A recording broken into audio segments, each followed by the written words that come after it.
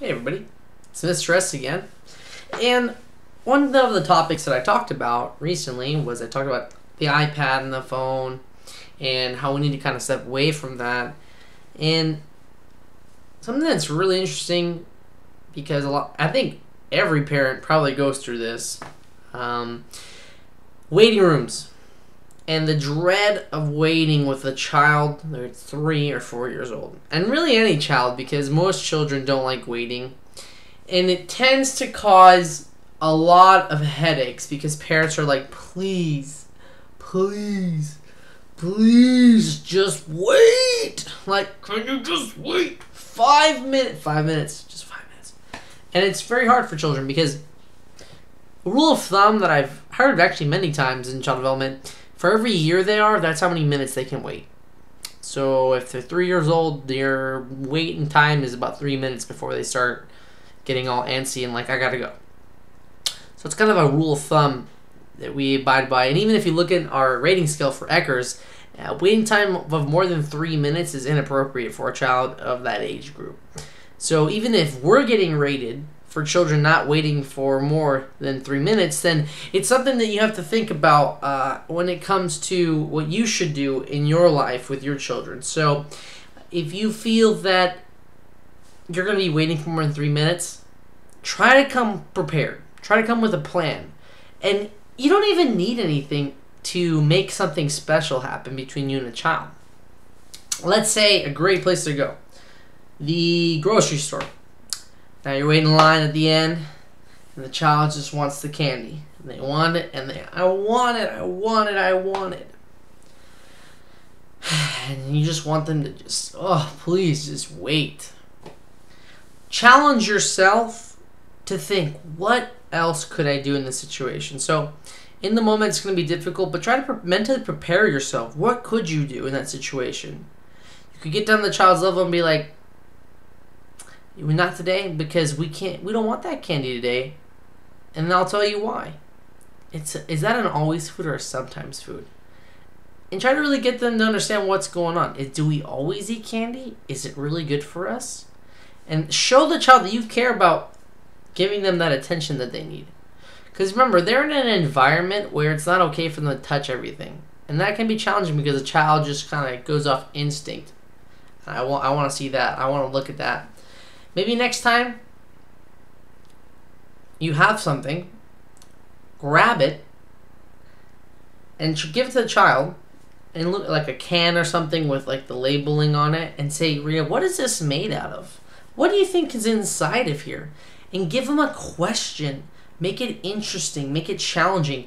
Tell them, I've got something in my pocket. What do you think it is? What do you think it is? Get a piece of gum. Something that they can chew on for a little bit. And then spit it out when you go outside and say, oh, I got something in my pocket. What is it? It's pink and it smells really yummy. What do you think it is? Challenge them. Say, I spy with my eyes something green. And that's giving the child an opportunity to say, well, what's green around here? So you're interacting with this child. You're giving them an opportunity to talk to you. You're giving them that attention to redirect the negative behavior to a positive behavior. So next time they're like in the line and then I want this, I want that. Oh my, I just remembered something. And then they're going to look at you like, what did you remember? Did you, and then just, I don't know, make up something. Just be like, did you remember what we saw on TV yesterday? I remember. Remember we were watching Elmo or something. Remember when? You know what I remember we saw outside. Do you remember the bush that we saw outside? We were talking about the berries on the bush. Did we collect any of those berries? Maybe we should go back and get some of those berries next time we walk by. What would you do with the berries? So now you've taken just some random thing that you did, some random topic. Maybe you saw a bug outside and you're like, do you think we can find that bug again? Where do you think that bug went? And just talk to them about that because you're now including past events and their emotions and their thoughts into your time together. And this takes away the focus from that negative, the negative object that they wanted, so the negative behavior. So if they're really like, oh, I want this, and you can take that away, you can refocus their energy on something more positive. For granted, this isn't always going to work. I'm not going to lie to you. There are going to be times your child just is not having it. Not having it. But don't give up hope.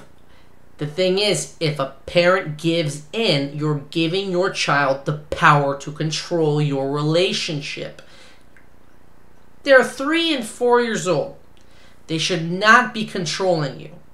Not at all. And if you reinforce the negative behavior, it will continue. It's not like one day the child's going to wake up and say, I should be nice to my mom today. That's not going to happen. If a child feels that that someone's not in control, whether it be a parent or a guardian or something, they will take over. That is a defensive mechanism that we all have. When we feel no one's in control, we act out. We take over, especially children. If a child feels that the parent is not in control of them, they will take control of their lives. That's when children really start showing the aggressive behavior, the no's, the tantruming, all that stuff can stem back to a neglectful parent. And let's as parents, we don't want to think we're neglectful. Okay, we don't want to think that we're bad people.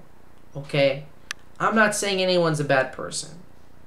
I don't know your situation. I don't know your life, but I'm letting you know what can happen in the event that a child is neglected or negative behavior is rewarded. If you stop crying, I'll give you this. If you stop complaining, I'll buy it for you. That is not the right answer. The right answer, honestly, let's go. You're going to act out, let's walk out, or talk about it.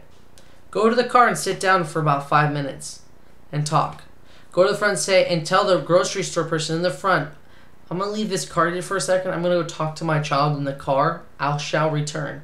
And they're not going to mess with your car. They're going to leave it alone. But take your child to the car. Sit him down. Say, are you ready to go home? Are we going home right now? Or can you help me out? I need your help.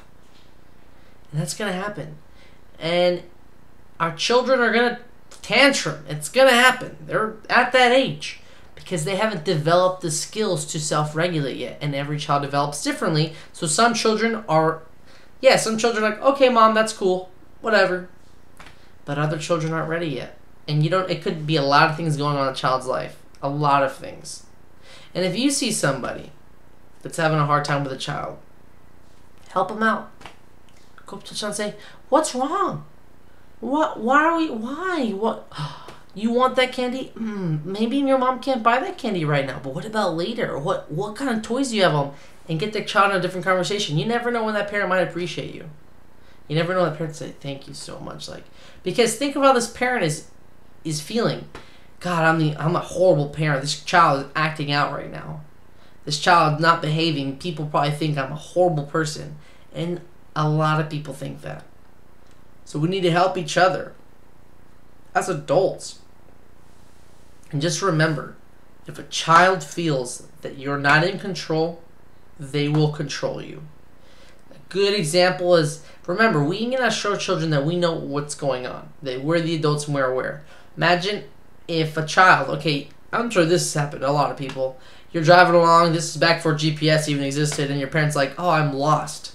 And as a child, you're just like, you're lost? If you're lost, I'm definitely lost. And that's when panicking starts. That's when like, oh gosh. Because if you show that you are not in control of something, even your life, think of the car as your life. If you're lost, a child will feel lost. And that's when they act out. But if a child knows you're in control, if a child knows to respect you and listen to you, and a child knows when it's appropriate and when it's not appropriate to act out, it's better for them because they learn. And they will learn how to self-regulate. But it takes time and you cannot give them what they want. So remember, the whole topic about this is that dreadful wait time that people just can't stand, and I understand. And just remember, make it engaging for the children. And I know sometimes we're so drained We're so tired from the day and we don't want to deal with it. But remember, they didn't choose to be born. They weren't just like planned all the time. We have to give them that respect. They're still human beings. They're still people. They still want the same things that we want. Care, love, respect, courtesy. They all want that. And we have to remember, even as adults, we cannot expect children to grow up more than they are developmentally. And a lot of times we want them to. Just grow up already. Grow up, mature already. But we have to remember, step back and think, where are they at right now? Okay, this is where they're at right now. Ideally, want to get them to the next level. But sometimes we got to remember, okay, they're still 3 years old. They're not 4. They're 3. And every 3-year-old is going to be different. So remember where your child is at for that time. And if you can do that, it's going to go a long ways. So remember, don't reinforce negative behavior. Try to look for unique ways to engage the child's imagination or critical thinking or thought process. Ask them, where do you think this food came from? Like, who brought it here? Get them thinking. Get them asking questions. Get their minds focused. So if you don't focus their minds, they will wander. Okay? Well, thank you guys for listening again. Once again, check out my Facebook page. Like it. Check out my YouTube page and the rest of my videos and subscribe. Because this is a community, and if you guys really enjoy this kind of stuff, I want to keep making it.